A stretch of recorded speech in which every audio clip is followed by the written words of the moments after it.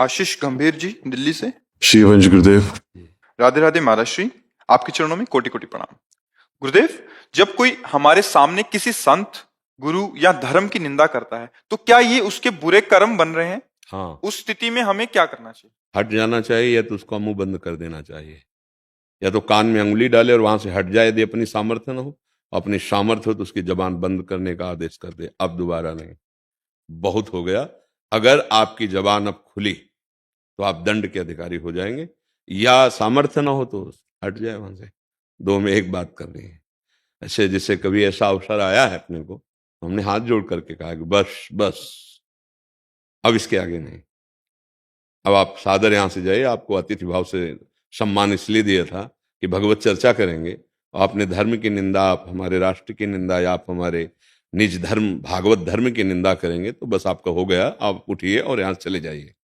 ये प्रार्थना, अगर हमारी प्रार्थना मान ली जाती तो ठीक है, नहीं तो हम बाबा जी दंड तो देंगे नहीं, हम उठ के खुद चले जाएंगे, इस सभा का त्याग कर देंगे। या वो सभा से हटके चला जाए, और या हम स्वयं सभा का त्याग कर देंगे। ऐसी सभा में ना हम उसे बैठने देंगे, अगर नहीं ऐसा तो हम नहीं बैठेंगे। जहां हमारे धर्म की निंदा हो, जहां संत संभ श्री पद अपवादा, कही सुनीता असमर्यादा, काटी जीव तासुज बसाई, श्रवण मुंद न चले पराई। हम जीव तो नहीं काट सकते, लेकिन हम कान में अंगुली डाल करके हट सकते हैं कि अब एक भी शब्द हम निंदा का नहीं सुन सकते, और ऐसी सभा का त्याग कर देना चाहिए। अगर उस सभा में बैठा हुआ अधर्म को देख रहा है और सुन रहा है तो वो भी वैसे ही दंड का अधिकारी होगा जैसे भीष्म पितामह और द्रोणाचार्य हुए। इतने बड़े धर्मात्मा, लेकिन द्रौपदी निर्वस्त्र की जा रही थी, किसी ने भी खड़े होकर नहीं रोका तो सबकी हालत खराब हो गई, मार मार के गिरवा दिया भगवान ने। 6 महीना बाणों की सैया में भीष्म पितामह ने गर्दन उतरवा ली दृष्टद्युम्न से कह के, अस्वस्थामा मतो, बस इसी शब्द ने उनको बेशुद्ध कर दिया, गर्दन उतरवा ली, दौड़ करके दृष्टद्युम्न ने काट ली गर्दन द्रोणाचार्य जी की। इतने बड़े महात्मा धनुर्धर की ऐसी दुर्गति, क्योंकि उस सभा में बैठे थे जिस सभा में एक महान पतिव्रता देवी निर्वस्त्र की जा रही थी। अग्निकुंड से प्रकट हुई द्रौपदी जी हैं, कोई साधारण माता पिता से प्रकट हुई नहीं, साक्षात अग्निकुंड यज्ञ कुंड से प्रकट हुई देवी है। ऐसी देवी का उपहास तो पूछ रही थी चिल्ला चिल्ला के, क्या ये धर्म है? पर कोई उत्तर नहीं दे रहा था। जितने उत्तर नहीं दे रहे थे सबको दंड मिला। पांडवों को दंड मिला 12 वर्ष का वनवास, 1 वर्ष का अज्ञातवास, और कौरवों को दंड मिला कि वंश में कोई नहीं रह गया, सबका विनाश हो गया। ऐसे कैसे किसी का अपमान हो रहा है?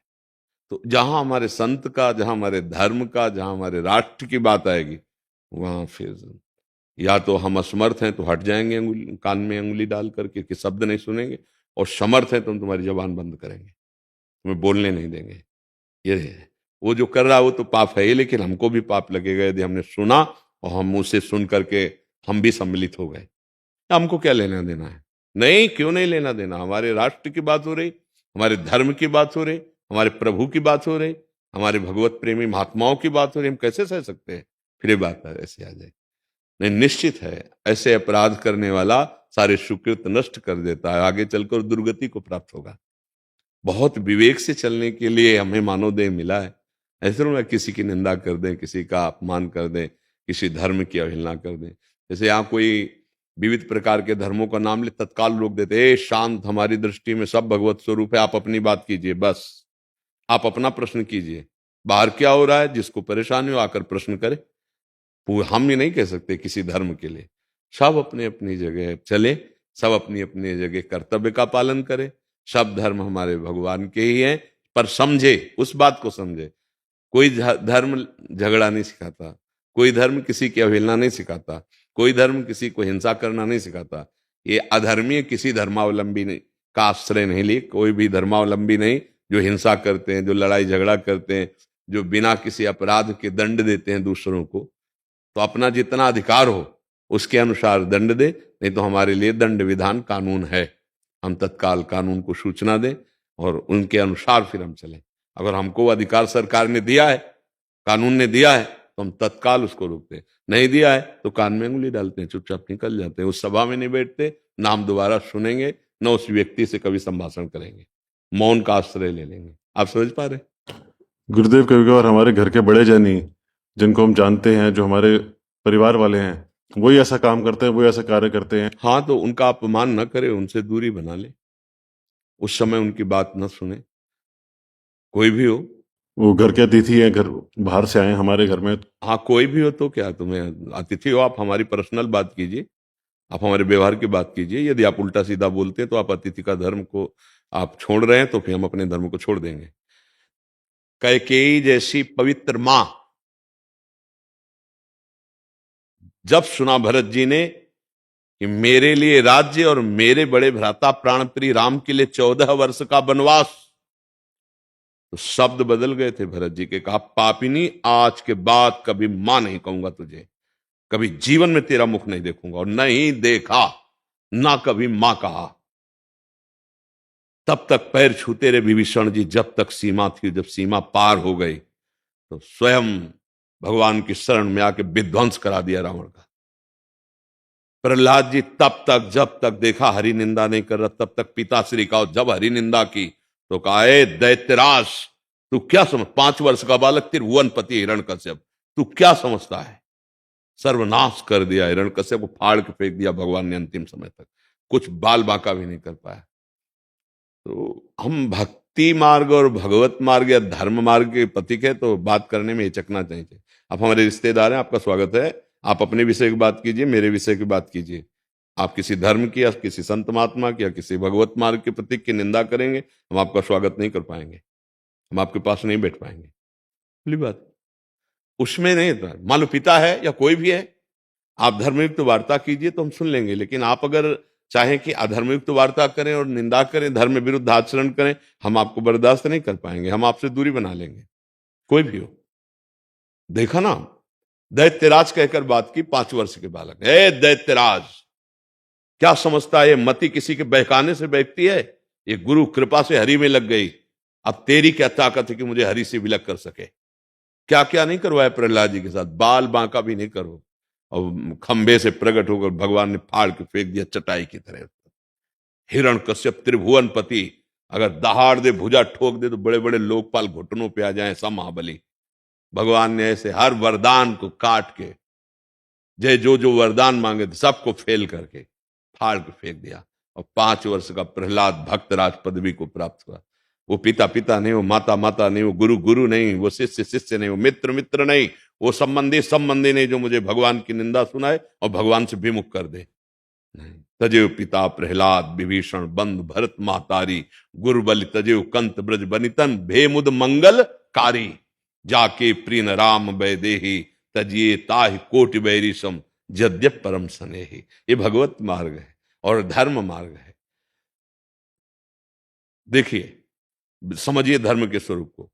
अंबा ने जब देखा कि भीष्म जी अपहरण करके लाए, अपने साथ ब्याह नहीं करेंगे, वो विचित्र वीर के साथ ब्याह करेंगे, तो उसने कहा, नहीं नहीं, मैं ऐसे पौरुष उन राजकुमार के साथ कभी ब्याह नहीं कर सकती, जिसकी ताकत नहीं थी कि काशी में आकर के और मुझे अपहरण करे, उसको मैं नहीं जाऊंगा। तुमने अपहरण किया या तो तुम स्वीकार करो, नहीं तो मैं साल्व को पहले से चाहती थी।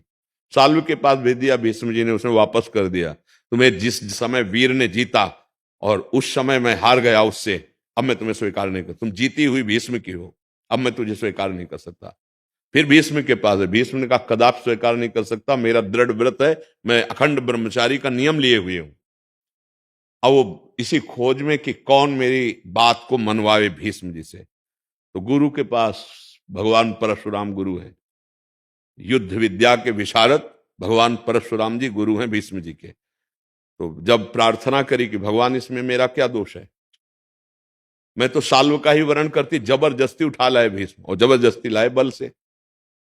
काशी में चैलेंज करके लाए थे कि मैं हस्तिनापुर महाराज ने इस विचित्र वीर के लिए तुम तीनों का अपहरण करता हूं, किसी की ताकत हो तो। बहुत युद्ध हुआ, सबको परास्त करके अपहरण करके लाए थे। कहा था मैं विचित्र वीर के लिए ले जा रहा हूं। अंबा ने कहा कि उन्होंने अपहरण किया, वो करते, उन्होंने तो किया नहीं, और साल्व ने स्वीकार नहीं किया। भगवान, मैं एक बार उसको परास्त होना देखना चाहती हूँ, वो आपका शिष्य है, यदि आप आज्ञा से दीजिए उनको या युद्ध कीजिए, मैं आपकी शरण में हूं। भगवान परशुराम ने कहा, आज तक जो शरण में आया मैं उसका त्याग नहीं किया, ये शरणागति का लक्षण। अब मैं प्रयास करता हूं तुम्हारी मन की वृत्ति के अनुसार मैं तुम्हें संतुष्ट कर पाऊं। चलो, साथ गए, भीष्म जी से कहा, ये धर्म का विषय। तुम हमारे शिष्य हो, हमारी आज्ञाएं, अम्बा को स्वीकार करो उनका भगवान। ये नियम हम आजीवन के लिए ले चुके हैं। पूरा विश्व जानता है कि भीष्म अपनी प्रतिज्ञा से कभी टलते नहीं। मैं अखंड बाल ब्रह्मचारी आजीवन ब्रह्मचर्य का नियम ले चुका हूं। मैं कैसे स्वीकार कर सकता हूं इस स्त्री को?